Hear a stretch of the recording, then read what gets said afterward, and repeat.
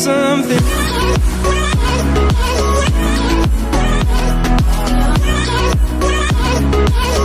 I think we're made of something. Yo, what's going on YouTube? Jake Camyo, and welcome to my briefing, I guess, my sort of recap of the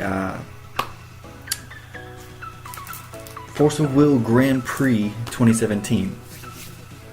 So first off, let me go ahead and thank everyone who put that together. All the judges, all the Force of Will staff, everyone like that. You guys were awesome. You guys were super friendly. I know you guys helped me out on more than one occasion. So thank you guys so much. Thank you for everyone who was super friendly and not all about, you know, this is competition. I gotta like stare people down and be rude and all this other stuff. So thank you everyone who was super friendly and super kind to everyone who was there. So yeah, I guess I'll go ahead and show you guys the playmat I got, which is what everyone got if you entered. I still have mine in the plastic because I like to keep my playmats nice and fresh. If they don't come in plastic, then of course I won't have them in plastic, but if they come in like this thin layer of plastic, then I tend to keep them in the plastic.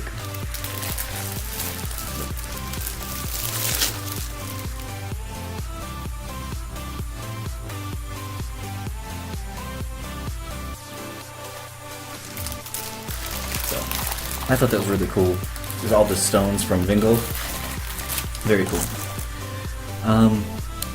So I guess let me go over the rounds and kind of what happened in some of them. The first round, my first round, was the hardest round I think I had all day. My opponent didn't show up, so I got the bye. So the first round was super easy actually, and that's about that. But the first round, I did meet a friendly person who was sort of across from me. She was super friendly from the get-go, and we sort of like talked to each other back and forth throughout the tournament. And her and her group of friends, they were all super nice, and shout outs to you. Second round was with a guy who was playing Valentina, the new Valentina from Legacy Lost, and I liked his deck very well. He was actually super nice to me and everything. I was fairly new to the game, so there were a lot of things I didn't know, and a lot of things that he helped teach me and things like that. So a lot of these guys throughout the day taught me a lot of things, like how to use my turns better and things like that. So I was really appreciative of that. But the second guy, or the second round, the guy, we ended up drawing. We had a draw because of timeout. I lost the first match, I won the second match, and we timed out on the last match, which I think he would have won, I think. So, but we did draw on that one. So the second round was a draw, and then we moved on to the third round, which I'm going to try not to talk too much about the third round because there is a super salt factor there. I played against Fox, which was fine. I feel like I was pretty prepared for. Granted, I did lose both matches, but I feel like a big part of that was because the person was apparently using the fact that I was newer to the game to his advantage. There was even... I said I wasn't going to talk about it too much. Not going to talk about it too much. I'm going to leave it at that. The person used my newness to the game as a win condition, basically. I mean, he could have won otherwise, but we'll never know. Or I'll never know, because he didn't win, or he didn't play fairly, I should say. So he did win, I will give him that. He did win, but he did not play fairly. But then the fourth round, there was a guy who was probably my favorite match of the entire day. He was just super friendly from the start. We both kind of just goofed around with each other and just, kind of played as if we had been playing for years, it felt like. That guy was super awesome. If you watch this, shout outs to you as well, because that was the most fun I had all day there, I think. The first round went to me. The second match went to, or the first match went to me. The second match went to him, and then the third match ended in a draw. But the third match only ended in a draw because I did not play a card I should have. Because in the previous match, where the guy used my being new to the game as his advantage, he had told me that the card that I was that I should have played didn't do what it said it did, or it didn't do what I thought it did, which it actually did in fact do what I thought it did, and I should have played it on the fourth round and I would have won.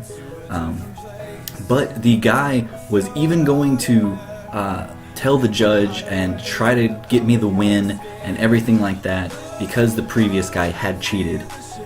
But I told him no, it was okay. Looking back, I don't regret the decision at all, because the guy definitely deserved it. If it helped him out even a little bit in his day or whatever, then that makes me feel better. But I almost won. I should have won, but I'm not salty that I did not win that match. I am, however, salty about the previous match to that. But I'm going to try to stop talking about that. But again, the fourth round guy, he was super cool, super nice. Shoutouts to you. Now on to the fifth round. The fifth round was against a guy who was playing... Oh, I guess I should say what the fourth round guy was playing. He was playing Valentina, the one where you... I think it's version 2 Valentina, I think, where you flip her over for judgment and she brings out all these different rulers, and she becomes those rulers, all of those rulers, and has their god arts and things. But on to round 5, where I faced a guy who was playing... I'll be honest, I've sat here for probably 10 minutes and I cannot remember the round 5's ruler for the life of me. I cannot remember what ruler they had. But I do know that whatever they used, I don't think they called the ruler, because they played to where... Oh, it was Feitsing. It was Feitsing because it was like a turbo type of deal, but because it would summon an elf token. I remember that now. Okay, so fifth round, played Feitsing with dragons. I think there were a couple different dragons. They were all 1200, like pretty much all. The dragons were 12. And then he had the water fairy that I think comes in when you rest 3 monsters or resonators. I can't remember her name, but she's 1200 as well. And he used the Guinevere to sack off tokens and do whatever Guinevere does. I can't remember what she does. But the main cards he had were the 2 dragons. He had 2 dragons of fire and a light that were both 12. And then he had the water fairy that was also 12. The Guinevere and elf tokens. That's all I ever saw. Because the matches were over like this. Because somehow, I can't remember how, but he would continuously get all these things out on the field by like turn 3. Like he had like 3 12 creatures, Guinevere, and an elf token by turn 3, like each round. So I lost those super fast. Donezo. So yeah, round 5, Turbo Field Feitsing. I don't even know what to call it, but that was a big part of that was a big match of the day. Like I lost that so fast, like my head spun. So shout outs to that guy. That guy he was a good guy too. He was super nice and everything. So on to round 6, I suppose. This guy was also a really good guy. Everyone else except for the third round guy were good people. Good people. So round 6, it was a guy who was playing the Flash Lumia, and he would flash. What was that card?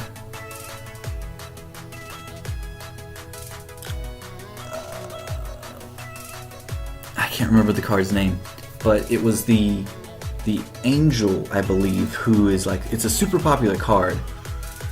She's got blonde hair, and they're like playmats of her and everything. But I can't remember the card's name. But I think she starts out as an 1,000 creature, I believe. He valued that card very well. It was a combination of Lumia Flash, that card, and I think a newer Arla, I think it was an 800 Arla that had all kinds of abilities and everything. But he won both of his rounds, both of our matches, because I couldn't do anything to his flyers. He would bring them out pretty fast, and then he could flash them for effects, and then just jump over me with his flyers. So, but he was a good guy. I think he lived in Alabama as well, so he was super cool. Hopefully I'll run into him at a future event or something like that. I'd enjoy that.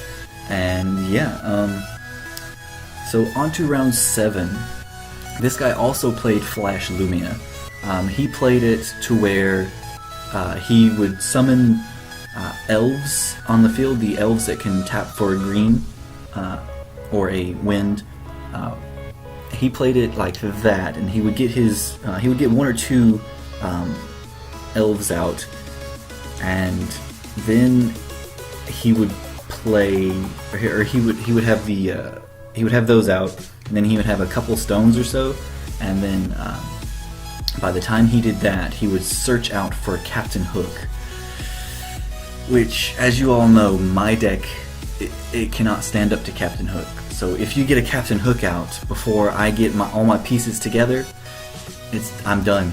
I can't do anything. He blew me away both rounds as well.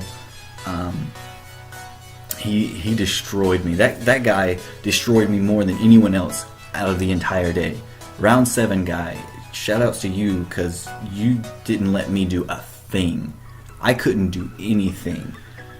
He would keep flashing Hook until I had nothing on the field at all. Like I was literally just sitting there. I was like, "Yep, you're good. You're good. I'm done." And it was over. Yeah. But then after that, I was so tired, like just physically exhausted after round 7, because I'll tell you like everything that leads up to that in a minute. But after round 7, I was just so tired that I literally had to walk up to the desk and be like, I need to drop out. It was only 8 rounds, so I probably could have stayed and played one more round, but I mean, I wasn't winning, so that it really didn't matter, and B, I literally could not stay awake. I drove up that morning before 9 o'clock. I got there around 8 o'clock-ish. It was a 4-hour drive. I had not had any sleep whatsoever. I had just gotten off work, came home, packed my bag, and then drove 4 hours. I was going to get a hotel. The hotel was actually unable to get my card, or use my card. I left the hotel in a desperate attempt and no one accepted cards or anything like that, or my card, and they wouldn't let you even check in until 3 o'clock. So Granted, the tournament lasted forever, but by that point I had already messaged a friend who had moved to Atlanta. I was going to meet them and try to hang out with them anyway while I was there. But I messaged them and was like, hey, can I like crash on your couch? And they were like, yeah, sure, no problem. Just let me know when you're done with the tournament. And I was like, okay, I'll message you when I'm done. And so the tournament goes on, and I'm just dead tired. I can't stay awake. I'm falling asleep in a chair in the back. I'm just nodding off, and I can't stay awake. So I go up and drop out, and that friend never messaged me back. I messaged them and their mother like 6 times. Well, 6 times altogether. I messaged them like 3 each, but there's no reply, no apology later on either. This is like 2 or 3 days later. This is like 2 days later, or a day or 2 later. I'm not sure when this video is going up, but it's probably going to be a day or 2 after the tournament. But there was no apology, no nothing, so I ended up not having a place to stay, so I had to drive another 4 hours back home. So I had been awake for more than 24 hours, far more than 24 hours. So I had to drive all the way back home, and I think I counted 7 to 10 times that I had nodded off while driving and like veered off the road a little bit or something like that. It was just not my day. Hotels wouldn't, no sleep, first of all, no sleep. Hotels wouldn't let me stay. Friend never messaged me back. I was losing in the tournament a lot. I was tired throughout half the tournament. I was running off of a 5-hour energy that probably stopped working as soon as I got there. It was just a super bad day. Like after losing in round 7, I like almost wanted to cry. Like not for the fact that I was losing, just for the fact that I was still there and I was still tired, and it was just so much, and like so much emotional baggage, I guess, to drop on one day. But other than that, I had an absolutely amazing time. I learned so much from everyone who I faced and everyone who I talked to. It was just a super fun experience. It was my first tournament ever because we don't really have a local scene where I am. There are some people who are trying to get the scene back up. I don't know how well that's going, but yeah, it was super fun. I would definitely do it again in the future, as long as I'm into this game, which I don't foresee me being not into this game for a while. But that's how my tournament went. How did your tournament go? Or if you were in this tournament in Atlanta, Georgia, let me know in the comments below. Let me know what you ran in the comments below, because I know a lot of people, like the majority of people, I think played Turbo Facing Flash Lumia. I'm pretty sure it was Turbo Facing and Flash Lumia that they ran, the majority of. There were a few Valentinas and things like that too, but I think the majority of people ran Turbo Facing and Flash Lumia. But yeah, so thank you guys so much for watching. If you like this video, hit that like button down below. If you're part of the Camyo Corps, definitely hit that like button down below. Show me some love. And if you're not a part of the Camyo Corps and would like to be, all you have to do is hit that subscribe button and you're automatically a part of the Camyo Corps. So thank you guys again so much for watching. You guys are awesome. I'm going to get the heck out of here. Have a great day. Peace out. Oh, and I will probably be doing another update for my Arliss Tears deck, because battling or facing all these people did give me some ideas of how to tweak it and how to edit it and things like that.